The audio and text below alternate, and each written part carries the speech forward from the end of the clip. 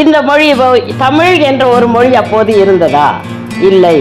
அப்படி என்றால் அப்போது பேசப்பட்ட மொழி என்ன? எதற்கு உங்களுக்கு தனியாக ஒரு பெயர்? நீங்கள் திராவிடம் என்று ஒற்றை பெயரை எடுத்துக்கொள்வதில் உங்களுக்கு என்ன வருத்தம்? திராவிட மொழிகள் என்று ஒரு 10 மொழியும் தமிழ் மொழியும் இருந்தது என்று எடுத்துக்கொள்ளுங்கள் என்று சொல்கிறார்கள்.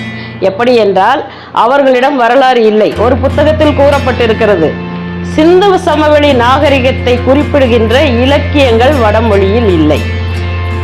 நம்முடைய சங்க இலக்கியங்கள் குறிப்பிடுகின்ற இடங்கள் தென்னிந்தியாவில், தமிழகத்தில் இல்லை.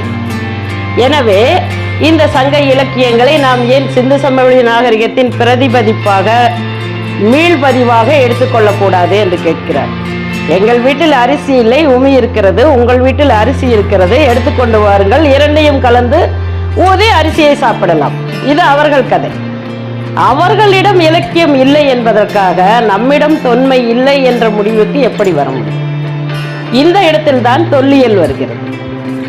கள ஆய்வில் கிடைக்கும் பொருளை வைத்து கூட நீங்க வரலாறு சொல்ல முடியாது. ஏனென்றால் கோவையில் கிடைக்கிற ஒரு பொருளை சேலத்திலோ சென்னையிலோ ஒருவர் கொண்டு விட்டெறிந்து விட்டு போய்விட முடியும். அது கிடைப்பதால் இந்த இடம்தான் இது என்று நாம் சொல்ல முடியாது. அகழாய்வில் கிடைக்க வேண்டும். அந்த இடத்திலே தோண்டப்பட்டு புதையுண்ட ஒரு உண்மையை நீங்கள் வெளிக்கொணர்ந்தால் மட்டும்தான் நீங்கள் அந்த இடத்தை இந்த தொன்மையும் வரலாறும் கொண்ட இடம் என்று கூற முடியும். கீழடி மேலடிக்கு வந்த பிறகுதான் தொல்லியல் என்ற ஒரு துறை இருப்பதையே பெரும்பாலான மக்கள் புரிந்து கொண்டார்கள்.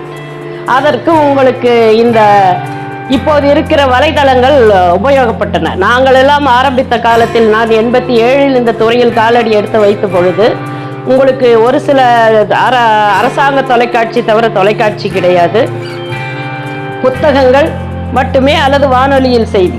எத்தனையோ கண்டுபிடிப்புகள் எல்லாம் எங்களை எல்லாம் என்ன சொல்வார்கள், டி ஃபார்ம் என்ற ஒரு ஃபார்ம் இருக்கும், இதில் எழுதி கொடுத்து விடுங்கள், பிற்பாடு செய்தியில் வரும், நீங்களாக எந்த ஒரு நாளிதழுக்கோ ஒரு மாத இதழுக்கோ செய்திகள் கொடுக்கக்கூடாது என்று.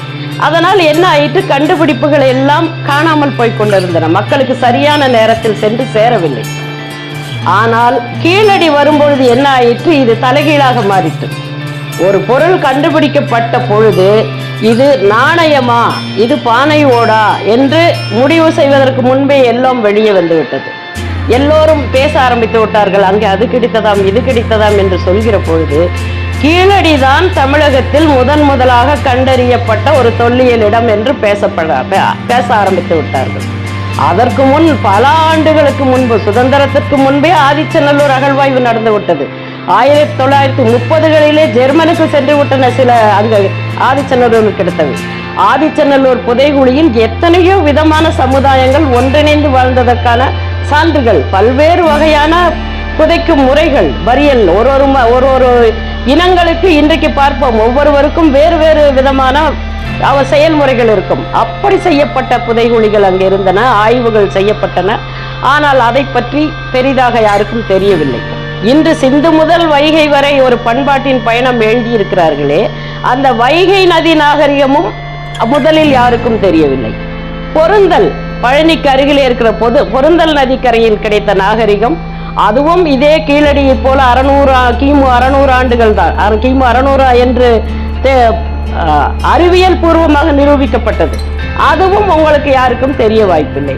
நொய்யலாற்றங்கரையில் இருக்கிற கொடுமணலில் கிடைத்த பொருட்களை பற்றி விஸ்வாவிடம் விவாதிக்கும் போது நாங்கள் கூறினோம், ஒரு சிறிய உலோகத்தாலான புலியின் உடம்பு முழுவதும் அதன் மேல் இருக்கக்கூடிய அந்த அமைப்புகள் செதுக்கப்பட்டிருக்கின்றன. புலியின் கண், ரூபி, சிவப்புக்கள் வைக்கப்பட்டிருக்கிறது.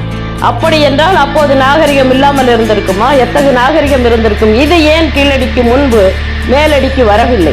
யாரும் பேசவில்லை. காரணம் என்னவென்றால் நாம் கேட்பதில்லை. நமக்கு செய்திகள் பரபரப்பாக எல்லோரும் பேசுகிற பொழுதுதான் அது உயர்ந்த செய்தி என்று நினைக்கிறோம். நம்மை சுற்றி இருக்க வரலாற்றை பற்றி நாம் கவலைப்படுவதில்லை. நானுமே இந்த தொல்லியல் துறைக்கு வராமல் போயிருந்தால் இந்த அளவுக்கு யோசித்திருப்பேன்.